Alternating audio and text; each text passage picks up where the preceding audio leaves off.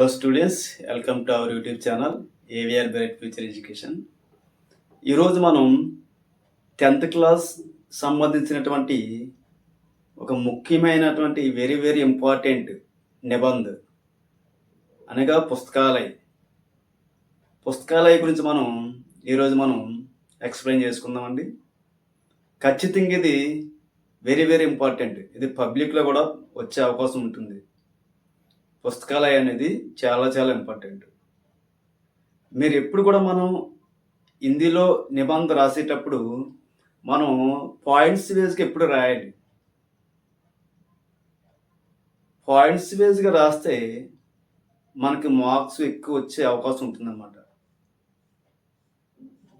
ప్రతిది కూడా పాయింట్స్ వేస్గా రాసి లాస్ట్లో ఈ నిబంధన మొత్తం మీద ఒక మీనింగ్ఫుల్ అయినటువంటి ఒక ఉపసంహారం కూడా లాస్ట్లో రాస్తే దానికి కూడా ఒక 2 మార్క్స్ యాడ్ అయ్యే అవకాశం ఉంటుంది. 1.5 నుంచి 2 మార్క్స్.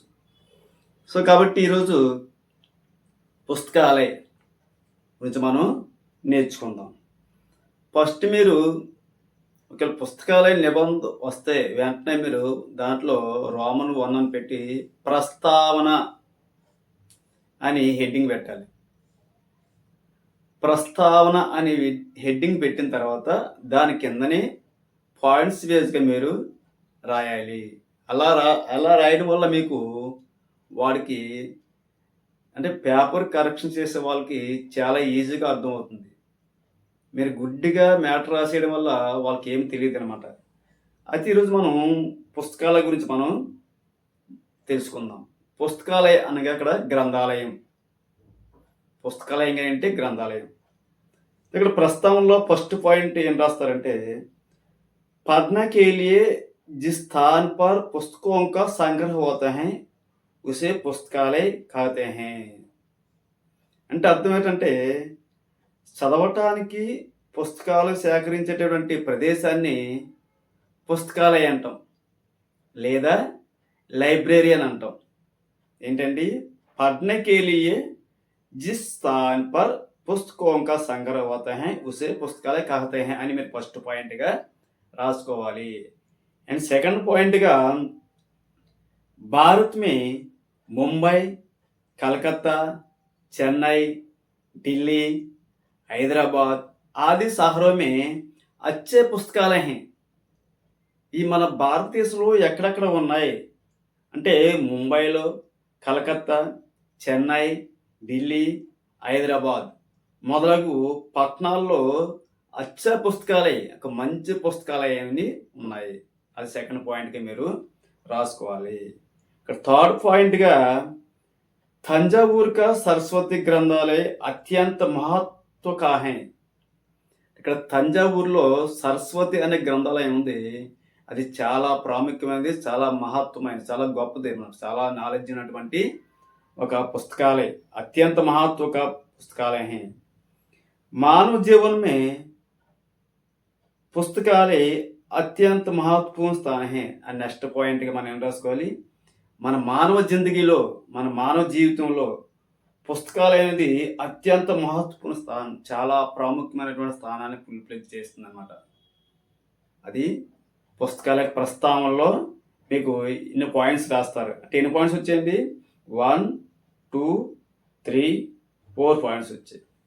తర్వాత రోమన్ 2 అని పెట్టి విషయ విశ్లేషణ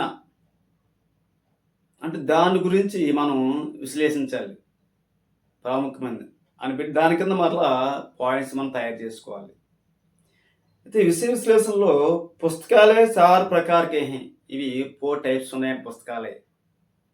పుస్తకాలయ 4 प्रकार के हैं. దాంట్లో ఫస్ట్ వన్ వ్యక్తిగత పుస్తకాలయ, సెకండ్ వన్ సార్వజనిక పుస్తకాలయ, అండ్ థర్డ్ వన్ शिक्षा संस्थाओं के पुस्तकालय, అండ్ ఫోర్త్ వన్ చల్తే ఫిర్తే పుస్తకాలయ హై. ఇలా 4 టైప్స్ ఆఫ్ లైబ్రరీస్ ఉన్నాయన్నమాట, పుస్తకాలయాలు ఉన్నాయి. ఇక్కడ ఫస్ట్ వన్ వ్యక్తిగత పుస్తకాలయ. అంటే వ్యక్తిగత పుస్తకాలయ అంటే మన పర్సనల్ అన్నమాట. వ్యక్తిగత పుస్తకాలయ అంటాం, పర్సనల్ పుస్తకాలయ. సెకండ్ వన్ సార్వజనిక పుస్తకాలయ. సార్వజనిక అంటే ప్రజా పుస్తకాలే, అది అందరికీ యూజ్ అవుతుంది, ప్రజా పుస్తకాలే. అండ్ థర్డ్ వన్ శిక్షా సంస్థోं का పుస్తకాలే. థర్డ్ వన్ ఏంటండి, విద్యా సంస్థలకు ఉపయోగపడినటువంటి పుస్తకాలే, దాన్నే శిక్షా సంస్థों का పుస్తకాలే అంటాం. అండ్ ఫోర్త్ వన్ చల్తే ఫిర్తే పుస్తకాలే హై. చల్తే ఫిర్తే పుస్తకాలే. చల్తే ఫిర్తే పుస్తకాలు అంటే మొబైల్ గ్రంథాలయ అంటాం దీన్ని. మొబైల్ ద్వారా మనం దాన్ని యూజ్ చేసుకోవచ్చు అనమాట. దాన్ని చల్తే ఫిర్తే పుస్తకాలయని అంటారు. అది ప్రతి ఒక్కరు కూడా గుర్తుపెట్టుకోవాలి. సో దాంట్లో నెక్స్ట్ పాయింట్ కింద పుస్తकों के पढ़ने से रुचि तथा खरीदने के लिए శక్తి रहने वाले వ్యక్తిగత పుస్తకాల का संचालन करते हैं. మనం పుస్తకాలయం కే పढ़ने రుచి తథా ఖరీదనేకి శక్తి అంటే పుస్తకాలయ చదవడానికి ఎవరైతే ఇష్టపడతారో, ఎవరైతే కొనుక్కోగల శక్తి ఉందో వాళ్ళందరూ కూడా ఆ బుక్స్ని తీసుకువెళ్తారు. దాన్నే వ్యక్తిగత పుస్తకాలయం అంటారు. ఏంటంటారు, దాన్నే వ్యక్తిగత పుస్తకాలయం అంటారు. వీటిలో ఇతిహాస్ నెక్స్ట్ పాయింట్ కింద इतिहास, पुराण, नाटक, कहानी, उपन्यास, जीवन चरित्र आदि सभी तरह के ग्रंथ सार्वजनिक पुस्तकालय में मिलते हैं. ఈ సార్వజనిక పుస్తకాలలో ఏంటంటే ఉంటాయి, ఇతిహాస్ ఉంటుంది, చరిత్ర సంబంధించిన పురాణాలు ఉంటాయి, నాటకాలు ఉంటాయి, కహానీ కథలు, ఉపన్యాసాలు, జీవన చరిత్ర ఇలాంటి సభీ తరహకే గ్రంథ్ సార్వజనిక పుస్తకాలమే. ఇలా అందరికీ ఉపయోగపడినటువంటి బుక్స్, ఆ బుక్స్ని సార్వజనిక పుస్తకాలయని అంటారు. इनमें सभी लोग अपनी पसंद की पुस्तकों पढ़ सकते हैं. అంటే దీంట్లో సభీ లోగ్ అందరూ కూడా దీన్ని ఇష్టపడి చదువుతారు. ఇవి చాలామంది తీసుకొని వెళ్తారు. और नेक्स्ट पॉइंट కింద शिक्षा संस्थाओं के पुस्तकालय केवल तत्व संबंधी विद्यार्थी की लाभ पा सकते हैं. ఈ శిక్షా సంస్థలే అనేది అంటే విద్యా సంస్థలకి సంబంధించినటువంటి ఎవరైతే స్టూడెంట్స్కి సంబంధించినటువంటి కేవలం వాళ్ళకి మాత్రం ఇవి ఎక్కువ లాభసఖ్యం, ఎక్కువ లాభం అనమాట. అది వాటిని విద్యా సంస్థों का పుస్తకాలయం से केवल తత్వ సంబంధి విద్యార్థులు లాభ सकते हैं. వాళ్ళకి విద్యార్థులకి ఎక్కువగా లాభం ఉంటుంది. అండ్ నెక్స్ట్ పాయింట్ కింద देहातों तथा शहरों के विभिन्न प्रांतों में लोग पुस्तकों का पहुंचने में चलते फिरते पुस्तकालय बहुत सहायक हैं. నవేడో చూస్తే దేహాతం అంటే గ్రామాల్లో కానీ, శహరం పట్టణాల్లో కానీ, అంటే నగరాల్లో కానీ, విభిన్న ప్రాంతాల నుంచి విభిన్న ప్రాంతంలో ఉన్నటువంటి ప్రజలందరూ కూడా ఈ పుస్తకాలు అంటే చల్తే ఫిర్తే పుస్తకాలే బహుత్ సహాయక హై. ఈ బుక్స్ని తీసుకువెళ్తారు, మళ్ళీ అక్కడ ఉంచి మళ్ళీ తీసుకొని వెళ్తారు, మళ్ళీ వస్తారు. సో ఇవి ఈ విధంగా మొబైల్ సంబంధించినటువంటి లైబ్రరీ కూడా వీళ్ళకి ఈ విధంగా యూజ్ అవుతుంది. సో इनके नियमित रूप में पढ़ने से मनोरंजन के साथ साथ ज्ञान विज्ञान भी वृद्धि होते हैं. అంటే ఈ పుస్తకాలు నియమిత రూప్ సే పढ़ने से, ఈ బుక్స్ని మనం అందరం కూడా క్రమం తప్పకుండా చదవడం వల్ల మనకు వినోదంతో పాటు జ్ఞానం కూడా పెరుగుతుంది. మనకి పెరుగుతుంది. అది జ్ఞాన్ విజ్ఞాన్ అంటే మనోరంజన్కే సాత్ జ్ఞాన్ విజ్ఞాన్, క్రమం తప్పకుండా చదవడం వల్ల మనకి వినోదంతో పాటు జ్ఞానం కూడా ఎక్కువ పెరుగుతుంది. ఈ విధంగా మీరు రాస్తారు. అయితే నెక్స్ట్ రోమన్ 3లో పుస్తకే పढ़ने से ये लाभ है.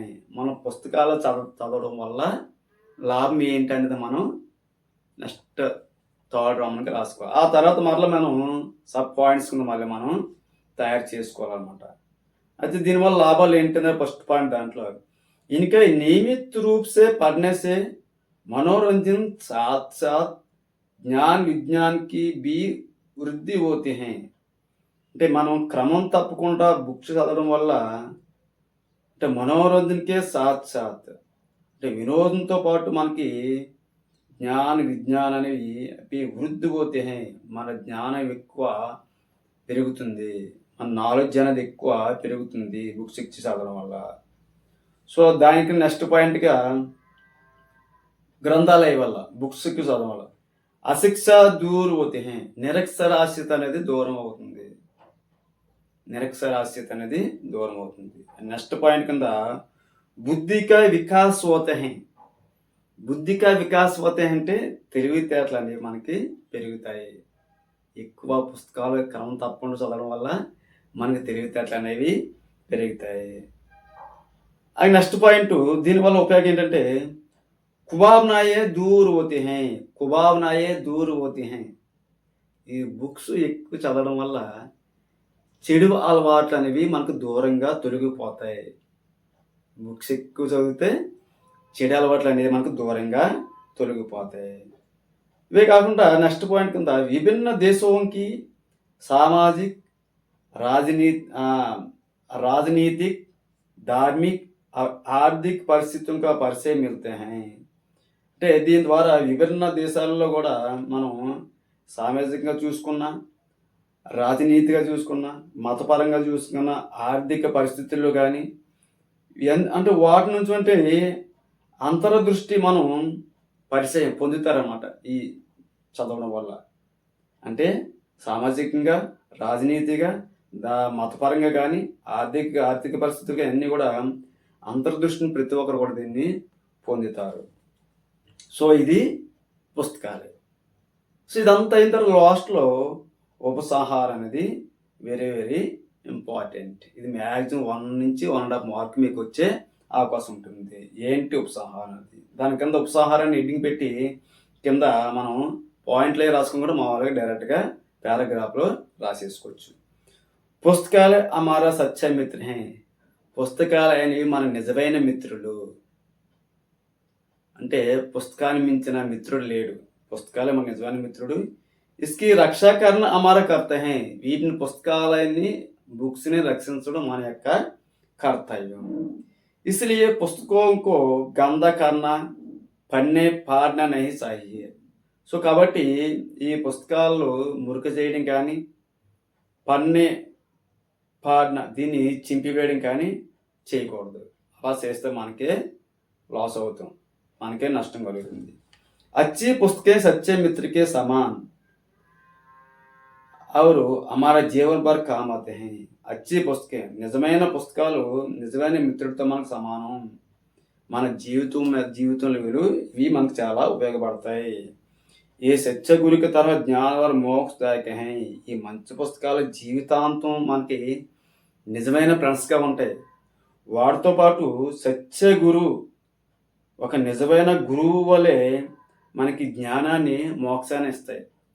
ఒక నిజమైన గురువు మనకి ఎలా బోధిస్తాడో ఆ గురువు వల్లే ఈ పుస్తకాలు ఎక్కువ మనం చదవడం వల్ల జ్ఞానాన్ని, మంచి మోక్షాన్ని ఇస్తాయి. సో ఇది పబ్లిక్లో ప్రతి ఒక్కరికి ఇంపార్టెంట్. స్టూడెంట్స్ ఎవరు కూడా దీన్ని పుస్తకాలైనా నెగ్లెక్ట్ చేయకూడదు. సో ఇప్పటి వరకు మీరు నా ఛానల్ సబ్స్క్రైబ్ చేయకపోతే వెంటనే సబ్స్క్రైబ్ చేయండి, బెల్ ఐకాన్ కొట్టండి, షేర్ చేయండి, లైక్ చేయండి. ఏవిఆర్ బ్రైట్ ఫ్యూచర్ ఎడ్యుకేషన్ ఉంటుంది. సో ఈ పుస్తకాలు అనేది వెరీ వెరీ ఇంపార్టెంట్. 10th వాళ్ళకి ప్రతి ఒక్కరు కూడా. ఇది 9th వాళ్ళకి యూజ్ అవుతుంది, 8th వాళ్ళకి యూజ్ అవుతుంది కూడా. ఎవరైనా సరే దీన్ని చదవచ్చు. So thank you all.